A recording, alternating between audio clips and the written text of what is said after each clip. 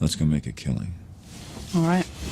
Welcome to the Las Vegas Football Contest Show. 10 to the 5 to the 4, play one, touchdown! The sharpest football contest show in the land. I'll take the action. My Birds, Benjamin Franklin's team, favored by 1.5 points. I'll give you 3 more. You're now riding shotgun with 2 former contest winners in Brady Kannon and James Salinas. And getting a former player's perspective with 9-year NFL veteran Mike Pritchard. Let's go! As they guide you through strategy, process, and your contest picks each and every week of the season. I do like the idea of a parlay. Now here's your host, Brady Kannon. Welcome in, everybody. It is week 16 in the NFL season. Can you believe it? Just 3 weeks of the NFL season 2024 remaining here before we crown some champions in the Westgate SuperContest, the Circa Sports Million, and also Circa Survivor. We've got 4 shows remaining here. The Las Vegas Football Contest Show presented by Circa Sports and Westgate Las Vegas Superbook. 4 shows remaining here. After the regular season ends, we will do one more follow-up show. We'll hopefully be crowning ourselves as maybe the 3-week mini contest champion in that wrap-up show. That remains to be seen. We kind of fell out of contention last week. We'll get to that in just a moment. I am Brady Kannon, my partner James Salinas here. Mike Pritchard is not on board today. He is already getting ready to celebrate Christmas early, so we gave him the pass this week. He'll be back next week and the remaining few weeks of this show. But just James and myself today. James, happy holidays to you. Week 16. Let's go over some of the laundry here that went through in week 15. In the SuperContest, the consensus went 3-2. The record now in the Westgate SuperContest, the consensus number 35, 37, and 3. In the Circa Sports Million, the top 5 most popular picks in week 15 went 4-1, 36 and 39 now on the season for the Circa Sports Million. And it's amazing. You recall for the first 8, 9, 10 weeks of the season, you could have been hitting 60%, fading the consensus. Now you're almost smack dab even at about 52 point something percent if you're just fading the consensus every Sunday morning. We unfortunately went 1-4 in week 15, a bad week for us here on the program. It's down to the 3-week mini contest and the super contest for us if we're going to come away with any cash this season. Circa Survivor, speaking of cash, that ticket that you purchased for $1,000 over the summer is now worth almost $300,000, $285,000 plus. If you've still got an entry alive, 50 people do. 50 entries remaining in Circa Survivor. Not a whole lot of carnage in this contest over the last handful of weeks, and our man Paul Bovey still alive. All right, James, again, happy holidays to you and your family, my friend. Good to be here with you. Let's dive in. We've got Saturday games, Monday games, and everything in between this week here in the NFL. First game on the board, Chiefs laying 3 at home to the Texans. And again, the Chiefs continue to find ways to win, Brady, but don't typically cover. Now, last week on the road, did cover as a sizable favorite at Cleveland. And really, well, we've seen this with a lot of teams, thanks to Jameis Winston keeping him in it. We won't see Jameis Winston this week unless it's due to injury. We'll get to that game here briefly. But thinking about where the Chiefs are, Chiefs competing and fighting for that number 1 seed, obviously right now lead the conference with only 1 loss, that 1 loss being to Buffalo, and that's the team that's trailing them. So Buffalo with that tiebreaker. And I think we see the Chiefs feeling, even though they've got the best record in the NFL, still feeling a little desperate. Gonna trot Mahomes out tomorrow to play. Now, we saw last week really took a beating against Cleveland, and we talked about that. That was part of our handicap with Cleveland. We did have the under as one of our plays with the prop play coming in pretty handily, but it's really those bookend corners coming off the edge rush for the Cleveland Browns got to Mahomes all day long, bet him every which way and sideways, but Gumby, damn it, that's him. He was able to make it through that game, and he's going to start against the Houston Texans tomorrow. And to me, that just smells like we know he's nowhere close to 100%. Neither are those tackles. I don't know who's going to play at left tackle. I don't know if the Chiefs know who's going to play at left tackle tomorrow against the Texans. And the Texans have a terrific pass rush, Brady. I think that's where I looking at this number here. I know it's 3 in the SuperContest. It's actually 3.5. The Chiefs favored in the Circa Millions. To me, it's the Texans or nothing. Thinking about the pass rush, Brady, and I think what we've seen out of that Texans pass rush, they are second in the NFL when it comes to stacking the quarterback. They have 45 sacks on the season. I guess for me, the hesitancy is the other side with this Texans offensive line. Not quite as bad as Kansas City, but they've been pretty porous too. They have allowed 46 sacks. So it's kind of tit for tat there. It's kind of a wash in that sense. But I feel like if we're going to be looking at this game, it's going to be the dog side, considering Kansas City really beat up at the most important position, not only the tackles, but including the quarterback. Yeah, I agree with you. I mean, these Chiefs, they just continue to find ways to do it week in and week out. You know, a little bit smoke and mirror-ish, I believe. This team does not look anything close to a 13-1 team, in my opinion. And I did not do anything in my number crunch this week. You know, when I kind of guess what I think the line is going to be, and then I run all the stats and what they spit out at me, I didn't do anything to adjust for Mahomes yet. And it looks like I won't have to, because it looks like we're going to see him in this game. So I just went through my regular procedure, and I came out with the Chiefs as a 1.5 point favorite, not 3, not 3.5. I mean, to begin the week, they opened up as an underdog, and the Texans were favored here. I think this is a real tough spot for them where they could suffer that second loss of the season, and nothing would make the Buffalo Bills happier. I don't know if we're going to get to the window here, James, or if it's going to make my card, because it's hard to go against the Kansas City Chiefs. We tried it last week, and sure enough, what they do, they covered. And it was really, like you talked about, they were beating up Mahomes all day long. I mean, if you told me that the Chiefs were only going to score 21 and we were getting 4, I'd still make the bet. But they obviously held the Cleveland Browns, that anemic offense. Jameis still throwing the picks, to just 7 points. It was ugly. But yeah, I'm with you. It would be Texans or nothing here. The other Saturday game is very interesting as well. I made this number 3.5. When I crunch all the stats, I come out to the Ravens as 4.5 point favorites, but here they are as 6 or 6.5 point favorites, pretty much 6.5 across the board in the live market. And it's been bouncing back and forth really all week long between 6 and 6.5. But we know the history here of this matchup. It's rarely ever decided by more than a touchdown. Typically, it's a 3-point decision. The underdog always seems to cover.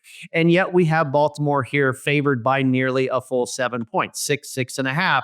And there was speculation earlier in the week if TJ Watt was going to play, George Pickens. We know 2 big pieces of that Steelers attack on both sides of the ball. It looks like Watt will play now, and it looks like Pickens will not.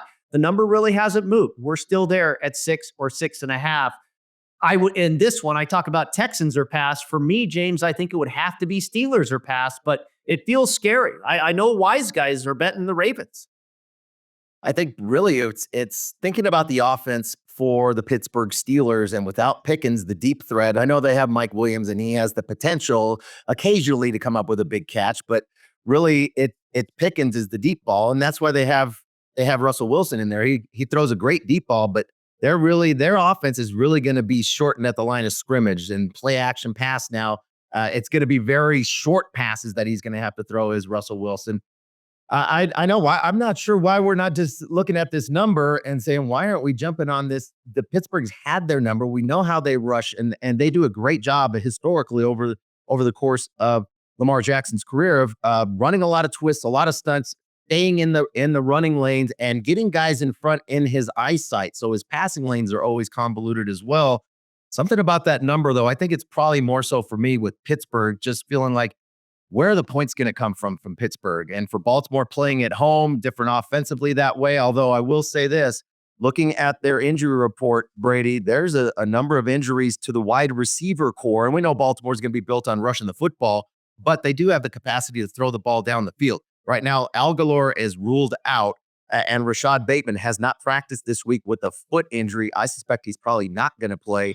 So you look at that with beyond Zay Flowers, the other receivers that are on this roster for the Baltimore Ravens, Brady, have less than 10 receptions. So not a whole lot of playmakers out there on the outside. It smells like it'd be Pittsburgh or nothing for me, but I feel like we're probably going to end up passing. Yeah, we will see if this one makes our card or not. You know, both of these games, the Texans and the Chiefs and the Ravens and the Steelers, high-profile games, isolated alone on a Saturday, they are going to be bet heavily. And that plays into your contest theory as well. We get into the Sunday slate when we come back with more in a moment right here on the Las Vegas Football Contest Show. When the football contest crew isn't busy dominating the field and making plays that leave opponents in the dust, they're doing something just as exciting. They're playing My Vegas Slots. It's a top-ranked, free-to-play mobile app that lets you earn valuable real-world rewards from amazing partners like MGM Grand, Bellagio, and Norwegian Cruise Line. You can score hotel stays, great meals, show tickets, and more just for playing. Download My Vegas Slots today from your favorite app store. And if you're anything like Brady, James, and Mike, we know you're going to love it. That's a winning play you won't want to miss. Welcome back into the Las Vegas Football Contest Show presented by Circa Sports and Westgate Las Vegas Superbook. Brady Kannon and James Salinas with you, diving into the Week 16 NFL slate. And we've made our way to the Sunday portion of the card. We start with the Cleveland Browns and the Cincinnati Bengals. This will take place in Cincinnati.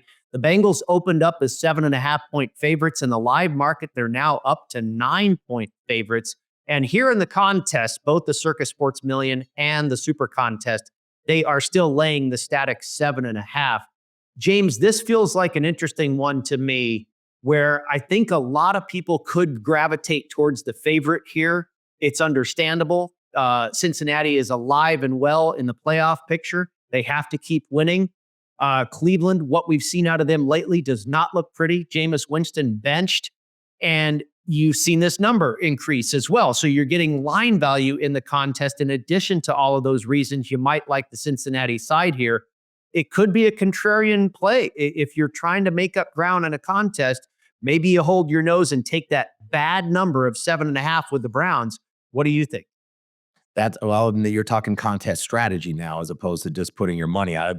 For me, I don't want to put any money out of my pocket on the Cleveland Browns. And even though with Jameis Winston not being in there, sometimes it's such a roller coaster when he's on the field, pro and con, if you're a Cleveland Browns backer. But thinking about where the Bengals are right now, offensively, just absolutely Burrow and his crew just lighting it up offensively. And I think that's where teams if you're trying to beat Cincinnati, you have to outscore Cincinnati or maybe bungle a special teams punt block like the Dallas Cowboys did on Monday night a couple weeks back. Don't say that I'm bitter about that loss that we had on Monday night to finish out that week. No, I didn't sense that at all.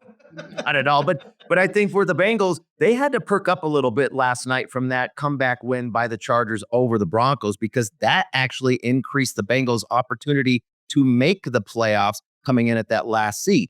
Why? Because yes, they have to win out, but they needed some help, in particular to have Denver lose, because they have Denver. They host the Broncos next week, and with Denver losing that game, Denver's still got a very challenging 2 games ahead, not only having to go to Cincinnati, but then the final weekend having to finish up hosting the Kansas City Chiefs. And we'll see where the Chiefs are. The Chiefs may be feel like a playing for the number 1 seed to close out the year. So a lot to play for. And I think for the Bengals, offensively rolling all season long here, I just don't see any which way outside of contrarian play for a contest strategy, like you talked about, Brady, that I can be involved with the Browns at this point. Robinson, DTJ coming in he's really a rushing quarterback. Can't throw the ball. I think he's got 7 interceptions and 1 touchdown pass in his brief career with the Cleveland Browns. It's going to be Cincinnati or pass for me, Brady.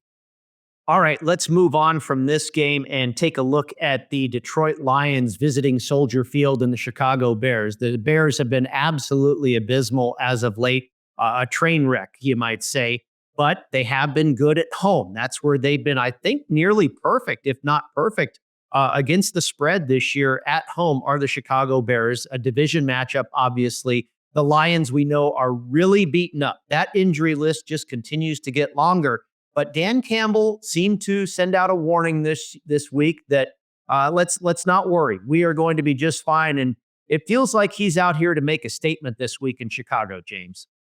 Well, and this is where you rally, and they know they've been hearing it. And obviously this is a far cry from the offense that they faced last week, did the Lions against Buffalo. And what an exciting game from a points perspective. It felt like just watching my kid play John Madden on his TV with just up and down both sides scoring at will. Definitely not the case with Chicago. And that's really what it's going to be Detroit. I can't make a case for Chicago. I know it's a divisional game, Detroit going outside, but they play well outside. They play well. Think about that game last month in Green Bay. It was awful weather, a downpour, and they dominated that game, the Detroit Lions at Green Bay against the Packers. And I think for this matchup here, just thinking about, and I know we can be sometimes prisoner of the moment of seeing, this having an influence on what we saw just recently and that little recency bias. Well, for the Bears, the recency bias has been week after week after week of what a bad football team they are, but in particular offensively, and seeing the body language. Now, I know Caleb Williams took a beating last week against the Minnesota Vikings, but you're the face of this franchise, and you've got to be the one to keep your helmet on. I know you're in pain, it's banged up there, but he's wincing around, laying around on the bench. Like, there's got to be something when it comes set for leadership and your body language. And even though your body's hurting, and I know he got hammered in that game, he just looked defeated. He just looked not only from the scoreboard, Brady, but I think just psychologically and emotionally defeated. Just losing takes its toll. And when somebody that's used to winning everywhere he goes and now coming to the NFL and losing the way that they have and taking the beating that he has, all of a sudden, how to pick themselves up when you're talking about a wounded Lions team, still with plenty of talent offensively. The one place they are, we talked about the injuries, Brady, but they are healthy on the offensive side of the ball. Both, they were questionable when it comes to their line. Their line is fully healthy coming in this matchup. I kind of like the Detroit, the wounded Lion in a sense here with the Detroit Lions, even though they're a favorite. I like them on the road against Chicago. Yeah, I kind of agree with you. I think Campbell's comments, and it seems like the overall narrative now on the street is, okay, Philadelphia is in the Super Bowl. I guess that's how it's going to go.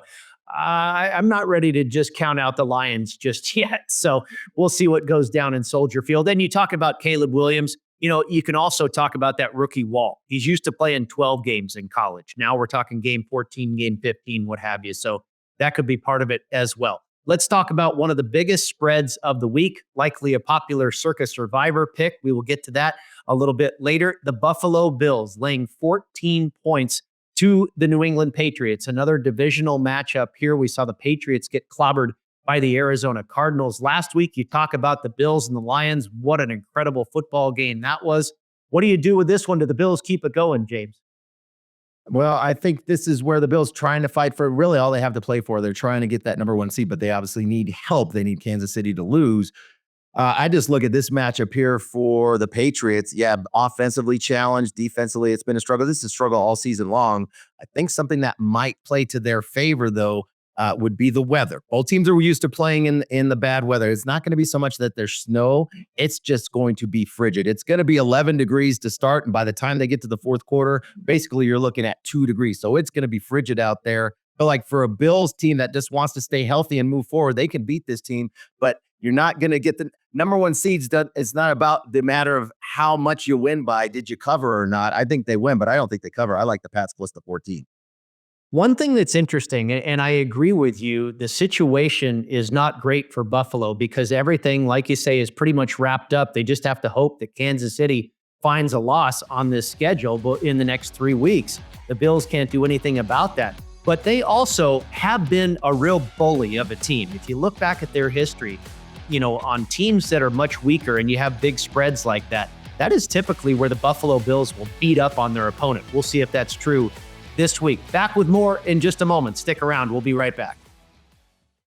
Want to gamble like the pros? At LasVegasAdvisor.com, you'll find the world's best how-to books, software, and strategy cards featuring blackjack, poker, video poker, and of course, sports betting, including the Stanford One Classic Sharp Sports Betting. Don't forget LVA's Member Rewards coupon book, offering discounts on dining and entertainment, including a buy one, get one for the awesome lobster buffet at the Palms, and more than $700 in gambling-free play, match play, and bonus offers. Up your gambling game today at LasVegasAdvisor.com. Welcome back into the Las Vegas Football Contest Show presented by Circa Sports and Westgate Las Vegas Superbook. Brady Kannon and James Salinas with you, plowing through the Week 16 NFL card. And we've come to a good one, an NFC East divisional matchup and same season revenge on the line for the Washington Commanders as they try and return the favor to the suddenly Super Bowl favorite, I guess, from the NFC division or conference anyway, the Philadelphia Eagles, the red-hot Philadelphia Eagles, a road favorite here, James, laying 3.5 in both contests. I don't know if I've seen a 4 tick in the live market. We've seen it come down to 3, kind of bouncing around all week long between 3 and 3.5. I've kind of been a Commanders backer all season long, and especially in division games. I'm leaning towards that side this week. I think they get some revenge here on Philadelphia. Yeah, I haven't seen any. I'm looking at the live market across the board, and actually some juice to the dog at 3.5 in a couple places with Washington. And I agree. I'm with you on this one here too. I mean, for Philly, it's they, especially since their bye week, playing. I wouldn't say the best football in the NFL, but one of the top teams when they get up for big games. And obviously this is a big divisional game, but this is a rematch from about a month ago when Philadelphia, and was a close game, ugly game, low scoring game against Washington on the Thursday night. And we know those Thursday night games can be kind of tricky, just preparation wise, et cetera. But I think here for Washington, they're about as healthy as they've been. Marshawn Lattimore, who they traded for just prior to the trade deadline back in October, corner. That's where they were really hurting coming into the season, was at the corner spot, really in the secondary as a whole. Now Marshawn Lattimore coming over. He did get the rust off. He was able to play last week against his former team, the Saints. I think that's going to be big with him being able to patrol around on the field and probably matching up with A.J. Brown. We know Lattimore gets very physical. That should be a fun matchup to watch here. But thinking about what's on deck for the Philadelphia Eagles as well. I know if they win this, they clinch the East, but also they have Dallas next week. And that's always a bloodbath as well. So I kind of like getting the hook. And I think that's the key for me here. If it was 3, it might be a stay away. It feels like a field goal game to me. I like Washington at home plus the 3.5. Yeah, I've talked about this on the program. Dan Quinn has been exceptional when playing familiar opponents against division, whether it be former divisions. When he was with Atlanta, when he was the defensive coordinator for the Cowboys, he ran roughshod through the NFC South division. When he was the defensive coordinator with the Cowboys, he ran roughshod through the NFC East. So he's done extremely well in division games. And his offensive coordinator, Cliff Kingsbury, when he was head coach of the Cardinals, 7-0 against the NFC East. These guys really know this division. I think payback is in order here. And I talked about it with the Lions game. There's been all this talk about the Eagles. And I wonder if, they're kind of reading the press clippings, feeling a little fat and happy. I think they could stub their toe here in this one against the Washington Commanders. This is maybe going to be one of the least popular bets in the contest this week, and that is the Titans and the Colts, James. It almost feels, now it's a little early. We typically get these in week 17 and certainly week 18, but this is a must-win situation for the Indianapolis Colts if they want to make the postseason. What do they say about must-win teams? They must not be very good because they wouldn't be in this situation if they were any good. And it seems like the Titans are an attractive play against the number every week, but I could only go that way once again here. Well, especially since Will Levis now has not been named the starter, it is going to be Mason Rudolph going forward for the Tennessee Titans. And I think the Titans did everything they could to give Will Levis an opportunity. And we saw that from the very first week against Chicago. I remember those too. It's funny how you remember those really bad beats, don't you? So many wins you have, you can't remember those, but all those bad beats never leave your head. And I think about that one from the first week, throwing the football underhand and throwing it right to Chicago to lose that game. Levis will not be under center here. And well, think about the other side with the Colts. I mean, they had every opportunity to win that football game against the Broncos. And I don't know what it is with these guys dropping the football. I mean, JT down the sideline, Jonathan Taylor around the edge, touchdown, no doubt, and then put the ball on the ground right at the goal line. Just don't get it. And I think that was where that was their playoff opportunity. Left it right at the doorstep, left it right at the goal line. That game's done. That they had a 2-touchdown lead with that one. And we saw the aftermath with Broncos losing yesterday. I think that really just pushes the Colts, even though they're sitting in the 8th seed. Now they don't have that tiebreaker against the Broncos. I think the Colts are out of it here. And I think I don't want anything to do with the Indianapolis Colts going forward. I think from last week, I don't know how this team recovers. And now the fact that the Chargers moved up in the playoff standings versus the Colts. Colts need a lot of help. I think from a metric standpoint, it's a 2% chance to make the playoffs, 98% the other way. Better chance to take the Titans here with that plus number, plus the 3.5. It'd be Titans or nothing for me. Yeah, especially that extra hook there on top of the 3. And, that must-win situation. And a lot of people, I think the general recreational betting public thinks if they must win, well, then they're gonna put forth the effort. Yeah, the effort might be there, but you can't all of a sudden flip a switch and become a better team. And I don't think the Indianapolis Colts are very good. And I think this is yet another opportunity where the number looks attractive on the ugly Tennessee Titans. We will see. When we come back on the other side, we're going to shift gears and talk Circa Survivor. Our friend Paul Bovey is still alive. Stick around. We'll be back with more on the Las Vegas Football Contest Show. Want to enter the biggest and best football contests in Las Vegas, but don't know where to start? Look no further than footballcontest.com to get the info you need to succeed in the biggest football contests in the world. Circa Million, Circa Survivor, and the Westgate SuperContest. Reserve the most trusted proxy service in the business now at footballcontest.com. Maddie and Tony have been leaders in the industry for 15 years. They submit your picks while you focus on picking winners. Experience matters. Go with the pros at footballcontest.com and start winning now. Looking for your next ultimate golf experience? Discover Valley High Golf Club, a tropical paradise on the Las Vegas Strip, featuring lush greenery, water features, Balinese tropical plants, white sand, and black volcanic rock, creating an enchanting atmosphere. Valley High creates a memorable golf experience for a typical foursome, a group celebrating a bachelor or bachelorette party, or your next corporate outing. It's award-winning golf on the Strip, Vegas style. Book your ultimate golf experience now at valleyhighgolfclub.com.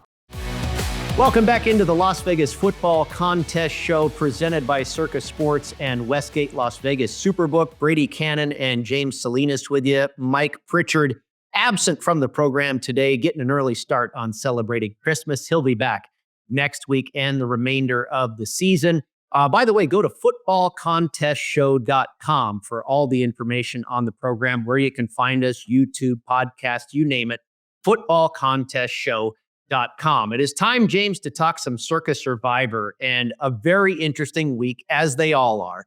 But here we are on the doorstep of Christmas. Of course, a separate week, week 17A and week 17B, 3 games on Christmas Day. You've got the Ravens and the Texans, the Chiefs and the Steelers, the Seahawks and the Bears. 1 week prior to that, how do you navigate around that, saving at least a couple of those options for Christmas? You've got a couple of massive spreads this week. The Buffalo Bills hosting the New England Patriots, but we know availability is limited for the Bills. The Green Bay Packers on Monday night.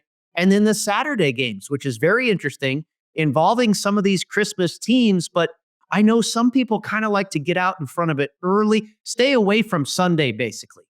Play a Thursday, play a Saturday, play a Monday, and possibly give yourself an opportunity to monetize if things go sideways. What are your thoughts this week on Circa Survivor? Well, I think that's the hard part, is trying to monetize. Like, what does that mean? What do you have to have capital-wise to be, if you're talking about hedging? I think the way that we're seeing more monetization going on with these entries is that they're selling pieces of they're selling a percentage of it. And that way there's no risk to losing anything. You're getting a percentage, whatever that, obviously based on the inherent value, but where you stand. And then probably also the amount of teams that you have left that are looking projected to be a big favorite. I think the Christmas piece, that's the thing with Saturday. Those teams are going to flip-flop and play each other in a few days on Christmas Day, along with the next day on that Thursday, with Seattle having to travel to Soldier Field and play the Chicago Bears. Those are your 6 teams. I think you're just hanging on to those unless you have a plethora of teams. I think there's only maybe 1 or 2 entries that have multiple entries, and multiple meaning just 2. That's the max that they have. Probably hoping to get through this weekend. And then, maybe the strategy is, if you have the 2, be able to play opposite side and play both teams within the same game on a Christmas Day. But beyond that, looking at, obviously, the biggest spread on the board is going to be the Green Bay Packers, 14.5 in the 2 respective contests. Hosting on Monday night, hosting New Orleans, who absolutely, I don't even know who's going to play. Is Bobby Abar coming out of retirement, put us like quarterback? I don't know who's going to play. I mean, it's just unfortunate for injuries happen in this league. We know that, but projecting out to Monday Night Football, where the Packers stand right now, competing not only potentially to win that NFC South or NFC North division, but then having an opportunity to just beat up on the Saints. I think the Saints left it all on the field last week. A little aid from the refs and their clock management from that game against Washington. But, beyond that game with the Packers as the largest favorite on the board, looking at some other teams out here, another big favorite. Now, this is a wild one. We talked about the Bills earlier, but looking at down the list a little bit as far as favorites go, the Falcons at home laying 8.5 now with a new quarterback, no longer having to deal with, well, you got Michael Penix in there. And could we be any worse than what we've seen the last, 6 weeks, I think, for the Atlanta Falcons from an offensive standpoint with Kirk Cousins just completely no confidence. That is not the same quarterback we saw back in the early part of September throwing for 500 yards on Thursday Night Football, just a crash and burn for the Falcons offensively there. Well, I think there's nowhere else to go but up. Do you take a shot and take a chance and use the Falcons in this spot with Michael Penix? We know the Giants. Who's going to be quarterbacking for them? Phil Simms going to come out of retirement and match up with Bobby Hebert coming on the other side with the Saints? I don't know who's going to play quarterback for the Giant. Tim Boyle? I don't think you want to bet anybody. Do you want to take any team that has a quarterback named Boyle? No, I don't. Whether it's a Zit, a Pimple, a Boyle, I don't want any of them. Well, I tell you, I do want to ask you, this game is really ugly. Atlanta and New York. I mean, you've got to have some huevos if you're putting a $14.2 million risk on Atlanta at this point. A ton of people have them left. Of the 50 entries still alive, I think there's 46 or something that still have Atlanta. Will they take advantage or will they use that team this week? I don't know. You have to believe the Packers will be the most popular pick. I think still about half the field has Green Bay left. And this is something we talked about, James. This time of the year, I think it's after week 10. There's a historical trend here. And it makes sense because the weather aligns with, right around Thanksgiving. When you get to week 10 or so in the NFL, we get to mid-November, teams that are from a dome go to Lambeau Field. Their record against the number, I believe, is 30%. The Packers are covering in those situations close to 70% of the time. Now, we've got a dome team coming from a warm weather part of the country going to Lambeau in, late December. All the cards line up for the Packers to win this game. But will they cover? That number is huge. And I know there's nobody. I mean, Kamara, Derek Carr, we don't know who's going to play for the Saints. But could you lay the number as well here, James? Well, I think if you get to 14 points, you probably at least push. At least with the SuperContest sitting at 14. I don't know where any points are going to come from for the New Orleans Saints. No quarterback, no rushing game. You don't even have Taysom Hill, who was a big part in a lot of different packages. And I think they did a really good job to the Saints in the middle of the season, finding creative ways to not only have Taysom Hill snap getting the football and being, rushing as a quarterback, but also splitting him out and being a receiver. Don't have that option either. Maybe Olave comes back off it. He's been on IR with a concussion. I don't know why you would bring him back at this point. I think it's just a full sell. You're going to have a whole new coaching staff there. I can't get on board. There's nothing about that number outside of the numbers. Sometimes you're playing numbers. Sometimes you're playing teams. Here, I don't like the number based on the team and the situation. Although you talked about the weather, considering this deep into December, the weather's actually going to be kind of balmy in a sense, relatively speaking, in Green Bay. It's going to kick off at kickoff. It's going to be 31 degrees at kickoff, no wind to speak of. So it's actually not going to be a cold weather game on December 23rd, which is kind of interesting, but more so here. No, I couldn't do it. I think you get to 17 points. The Packers cover. This may be a shutout, and that defense may want to find a shutout, even though they're going to be pulling plenty of backup to play in that second half. The only way you lose that game is a back door, but I don't think it comes anywhere close. That back door gets slammed shut on the front end of that first half. I think the Packers run away with this one. James, you have to believe another popular pick this week will be the Cincinnati Bengals. We talked about this game early on in the program here. You like the Bengals side. That offense is really starting to click. Now, you could argue that you have that must-win situation. It is certainly a must-win for the Cincinnati Bengals. We oftentimes like to go against those teams that are in that must-win situation.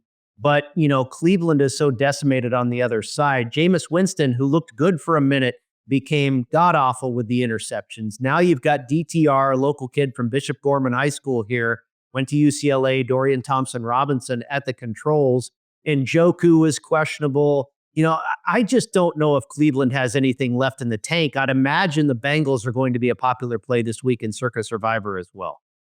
I would think so. I think looking at the team availability, there are 21 entries that have Cincinnati available. So not only thinking about this week, but would you take them again later? I don't think I'd want to take them next week hosting the Broncos. They will be at home, but Broncos are going to bring everything in that game. They're going to be fighting for their playoff lives. And then the final week with Cincinnati going on the road at Pittsburgh, that's the last thing I want to deal with. Even though it's a must win for Cincinnati, I don't want to deal with Pittsburgh. We'll see where Pittsburgh is trying to compete for the AFC North title in the final week of the season. I think, yeah, if you're taking Cincy, it's right now. This is the week to do it.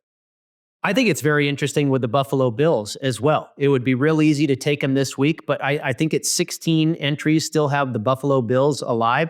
But they've got the Jets coming up. They host the Jets next week. And then you've got the Patriots in week 18. I mean, at this point, I would probably be saving the Buffalo Bills because, it looks like a couple of free passes for the next 2 weeks. This is a team I'd probably want to have in my pocket going forward, James. Absolutely. So thinking about next week playing the Jets, you think Aaron Rodgers wants where are we going to see out of the Jets going forward or that final week, especially if they have it on the line trying to get that number 1 seed in the AFC? Yeah, I'd be saving the Bills for either of the last 2 weeks of the season. And that might just be the strategy for those 16 entries left that have the Buffalo Bills. Back to the against the spread perspective when we return. San Diego is home to Wolfpack Hospitality Restaurants, located in beautiful La Jolla. Stop by Cove House, Shore Rider, and Dough Mama Pizzeria on your next trip. Visit Cove House, a top 100 brunch in California, or Shore Rider, serving up margaritas, fish tacos, and a vibe that will make you feel like a regular in no time. For a slice of New York-style pizza with a California twist, it's Dough Mama Pizzeria, where the wings and pizza draw compliments from around the world. Go to wolfpackhospitality.com, and we will look forward to seeing you at Cove House, Shore Rider, and Dough Mama Pizzeria. Welcome back into the Las Vegas Football Contest Show presented by Circa Sports and the Westgate Las Vegas Superbook. Brady Kannon and James Salinas with you and winding down on the Week 16 card in the NFL as it relates to the Las Vegas Football Contest at Circa and, of course, the Westgate Las Vegas Superbook. James, we've made our way to the Pacific Northwest where they will welcome in the Minnesota Vikings. I felt this line was low when I saw it to open the week at 3 points in favor of Minnesota. But I kind of think maybe they're telling us something here. Like the books maybe are thinking that Seattle could be the right side, and I tend to agree with them. We've seen Minnesota be fairly dominant over here in recent weeks, but they played at home in 3 consecutive games, and now they go on the road to a very tough place to play. Also, some weather expected in this part of the country. I think this is a tough test for Minnesota, despite how good they've looked as of late and everything on the line as far as, possibly even winning that division. Well, you said playing at home in the Dome did the Vikings, and they handled their business and won the games that they needed to win against some bad teams, in particular Chicago, what we saw on Monday night, and the lack of any really kind of competitiveness coming from the Bears in that game. And then the Falcons and Kirk Cousins, we've documented that already with how poorly he's played the last 6-7 weeks for the Atlanta Falcons. And then did come from behind against the Arizona Cardinals in that game, the first one of that homestand. But now going on the road, facing a Seattle team. You mentioned the weather, Brady, and I'm looking at the weather report, and it says definite rain. And we know what that looks like in Seattle. That stuff can move sideways, but when it's wet, you get wet. This is something where a Seattle team used to playing in those kind of conditions. And I think for Minnesota, yeah, I know they're fighting for the NFC North crown, but thinking about how they finish up the season for the Vikings, and in particular next week, they have a big game on the road or at home against the Green Bay Packers. So I don't know, is this kind of a flat spot? Sometimes you can be a prisoner of the moment and the recency bias of what you saw last. And what do we see last? A great game from Minnesota on Monday Night Football, a really bad performance from the Seattle Seahawks on Sunday Night Football against those same Packers that they'll be matching up with a week from now. I do too. I think this is a spot where Seattle, speculation about what was going to happen in the QB position, I think was the biggest piece with the line, Brady. And it has been a full practice, a full go for Geno Smith. I don't know. How often do we say, oh, man, good. We like to cite Geno Smith's got to be in there. Well, I think that's where I'm landing of all crazy things, thinking about Geno Smith saying, yep, he's in there. I'm good to go. I like Seattle at home as a short dog. Yeah, I know. I think we've been quoted on this show saying, we're not fans of Geno Smith. But, yeah, I think you certainly want him in there rather than Sam Howell. We saw how that went in the last outing for the Seattle Seahawks, and Sam Howell, not so good. But I do think it's a very good spot for the Seattle Seahawks here with Minnesota finally getting outdoors into the elements. I agree with you as well. And they also get Kenneth Walker Jr. expected back here in that running game for Seattle. And you have to figure he's listed as probable. Geno Smith is listed as probable. Kenneth Walker is going to be a big boost for that running game. And with these conditions, they're absolutely going to need to lean on a running game, in my opinion. So I think things line up pretty well for Seattle in this game. Let's move to another spot of the country where it could be rainy, but probably a lot warmer, and that is South Florida. The Miami Dolphins hosting the San Francisco 49ers. And this is another game where I was surprised by the opening line. I couldn't believe that Miami was a favorite. They opened up as about a 1 or 1.5 point favorite. So money's come in on San Francisco, bringing this to pick 'em. But, I'm typically very conservative in my approach with the 49ers. I grew up watching this team. I feel I have a good feel for this team. And I still felt that this would be a 3-point favorite in San Francisco in this game as a road favorite. And I know they've been awful, but I still think they're a lot better team than Miami, certainly talent-wise. We don't know who's going to suit up at running back or wide receiver or on defense, but it feels to me when nothing's on the line anymore for San Francisco, James, the season is over. That's probably when they're going to show up and put together a pretty good effort. Although, what is the weather? They're down in Miami Beach. It's a wholly different beach down there in South Beach in Florida, as opposed to the Pacific Northwest or the Northern California where San Francisco is. I don't know. This is where, again, trying to figure out where teams are at from a psychological perspective coming into these games. San Francisco, ton of pride. We saw that against a competitive game against the Rams last Thursday night, but I think we also saw some shortcomings out of Brock Purdy. He's not healthy. Purdy is not healthy. You could see he just did not have the arm strength to push the ball down the field, especially in that second half. So the playmakers for San Francisco, obviously running back position is completely decimated. Left tackle's not going to play. I don't think Bosa is going to play either. And then the Miami Dolphins, where's their headspace? Terrible performance last week on the road at Houston, especially from Tua. Tua had been playing really well since he came back from his concussion protocol and got out there 15 touchdowns, only 1 interception. Well, that's scratched. That's gone. It was a terrible game out of Tua. He doesn't have the ability to push the ball down the field either. I'm not sure where the points are going to come from in this game. I think collectively for both these teams, kind of similar styles offensively, kind of mirror each other. I think that's where I'd be leaning more towards looking at. If I was playing this game, I don't want to play in the contest. I'd be looking more so towards the under here, but that's already been hit hard too. Opening at 49 down to 45, probably no play for me in any capacity in this game. James, what about right here at Allegiant Stadium down the street? I'm not sure how many fans will be there. Jacksonville Jaguar fans or Las Vegas Raider fans. It's a very unpopular game, I imagine. But Aiden O'Connell figures to be back in the saddle at quarterback for Las Vegas. And that's a big difference versus Desmond Ridder, who started the last contest in yet another losing effort for Las Vegas. Still no Max Crosby, but a positive that they get O'Connell back here. But we've seen out of the Raiders, the one thing they're not able to execute, they just don't have the horses to be able to finish in that fourth quarter. But they've been playing hard. They've been competing. And sometimes you're going to see some of these teams pack it in at this point in the season. I don't think that's going to be the case for the Raiders. I think they continue doing what they're doing here. I look at on the other side where the Jacksonville Jaguars, what are they going to come in on the road? I mean, they're going to Vegas. There's not going to be a bed check. Maybe you roll into Mandalay Bay or they're going to be making it rain. Maybe it's a rainstorm coming to Vegas from the Jacksonville Jaguar players enjoying the Las Vegas Strip come Saturday night. I don't see why they show up and want to compete in this game. I do. It's weird to say it, but I like the Raiders here. I don't care about getting that number one draft pick. The players don't care. The coaches don't care. They're not going to be there next year. I think we see another continued competitive effort. I like the Raiders as this short home favorite in this matchup against the Jags. Yeah, it could be happy action fun time here for a lot of players that are playing for next year, coaches that are probably laying up status at this point. Vegas flu. There's a lot of some wild stuff going on here in this game. It looks like a very unattractive game, but it could be a wild one as far as betting goes. We'll be back to wrap it up in just a moment. Steiner's, a Nevada-style pub, invites you to play the best keno and video poker in Las Vegas. Promos are how we roll, so make the most of your gaming dollars with ongoing promotions, daily free play, bonuses, and more. With a chance to win Knights, Raiders, Aviators tickets, and big money with all those jackpots. It's not only great gaming at Steiner's, it's the 24 awesome rotating draft beers and the best appetizers to match. Steiner's, the Nevada-style pub, with 3 locations across the Vegas Valley. Steiner's, I love this place.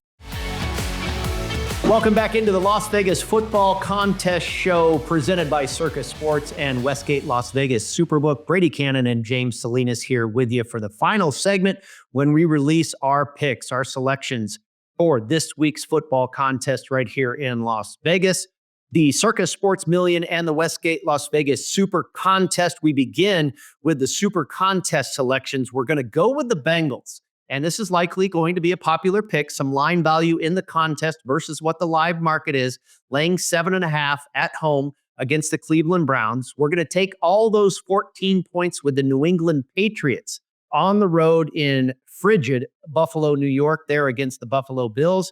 We're going to take 3.5 points with the Washington Commanders hosting the red-hot Philadelphia Eagles. We'll see if they can get that same season revenge, the Washington Commanders, and stay alive in the NFC playoff race as well. Seattle will take +3 with Geno Smith and company hosting the Minnesota Vikings. And finally, right here in fabulous Las Vegas, we'll lay the 1.5 points with those ugly Las Vegas Raiders. We'll see how that works out. And for the Circa Sports Million, it's exactly the same. The Bengals, the Patriots, the Commanders, the Seahawks, and the Raiders, no difference in the point spreads this week for those particular 5 games in either contest. And for the Dom DeMarco's Pizza Money Prop Play of the Week, this has been about our most successful venture the last handful of weeks. We've been nailing these babies, and we've kind of gone away from the prop market and hit a few totals as of late, and we're going to go that direction again right here in Las Vegas once again. The ugly game on the card, we've got more than one bet on this ugly contest between the Jags and the Raiders. We're going over the total, over 40.5 points here between Las Vegas and Jacksonville. James, we talked about we like the effort that the Raiders are putting forth. What do you think about this game going over the total? Why does anybody want to play any defense and tackle anybody out here? Business decisions for sure on the defensive side for both of these teams. And you think about where Jacksonville is. I mean, if you compare both rosters, I think by far the more talented team is going to be Jacksonville, and defensively for sure as well. But this is a team that's got plenty of talent, but they haven't been connected. So I think connection on defense, chemistry on defense really matters. And in this case here, if you've seen Jacksonville play, and even you can read into the numbers, and I'm not a big numbers guy, but you're looking at playing overs. And typically, Brady, I'm the one that's advocating for the unders, totals going under, player props going under, those types of things, betting against human achievement. Well, that's exactly what the antithesis of what Jacksonville's defense has done. They allow the most human achievement in the NFL when we're talking about explosive plays. Explosive plays being either 15-yard rushes or 30-yard pass plays. They lead the league as far as the defense goes in allowing those explosive plays. 89 explosive plays has that defense allowed. So when they allow them, they give up big plays and 16 touchdowns on top of that. So I just think there's going to be opportunities for both teams to be able to put points on the board. Hence, it seemed like a small number to me sitting at 40.5. I can only play the over. I like it for our pizza prop play. Yeah, and I'm with you, James. We've actually seen the total go up a little bit. It started out around 39 or 39.5, now up to 40.5. So the market has moved that direction as well. And we're still under those very key numbers as far as totals. 41, 42, and 43 are all very key numbers as far as totals go. I think this is happy action fun time. Like we talked about in making the Raiders one of our contest picks. They're still playing hard, and you've got a lot of guys that are auditioning for next year, including coaches. I don't think a lot of defense is going to be played. The Raiders defense has been pretty decent, maybe one of the better parts of their effort this entire season. But Jacksonville, the defense has been absolutely awful. So yeah, I think this is going to be back and forth, up and down the field. And who knows, we might get to 50 points in this contest. One game we did not talk about, James, that I think is a pretty interesting contest. And it involves a team that is probably going to win the division in the Tampa Bay Buccaneers. This team has been very good. A huge win on the road at the Chargers last week. Now they go into Dallas, and we know Dallas has not been impressive, but a nice win last week on the road at Carolina. What do you make of this one with the Bucs laying 4, and we've seen it come down to 3.5 in the live market? Well, I mean, right now, Dallas is an auto fade at home. They've been awful at home, whether they were a favorite or a dog. I think probably for me, this is win by default in the NFC South. I don't trust any of these teams. All those teams in there are really hard for me to get a handle on. And I think probably the pause for concern for me the most for Tampa Bay is just the weariness for this team. This is going to be their 4th road game in 5 weeks for Tampa, now having to go to Dallas. And we did see an inspired effort out of the Cowboys last week, but that was via Carolina. So I don't know what to expect out of the Cowboys, but with Tampa, it would be Tampa or nothing for me. But that many road games in a short period of time, I think I'll lay off. Could be an ugly one to take in the contest here if you're going that route, to take the Cowboys here, catching the points. Risky business. Hold your nose, and good luck with that. Enjoy Week 16 in the NFL, everybody. Happy holidays. We'll be back next week right here on the Las Vegas Football Contest Show. Thanks for tuning in to the Las Vegas Football Contest Show. Don't you just love football? God, what a fun sport. Subscribe today on YouTube, Spotify, and Apple Podcasts to receive weekly alerts as soon as the show's available. Good luck with your contest selections. Pay that man his money. And we'll talk to you next week.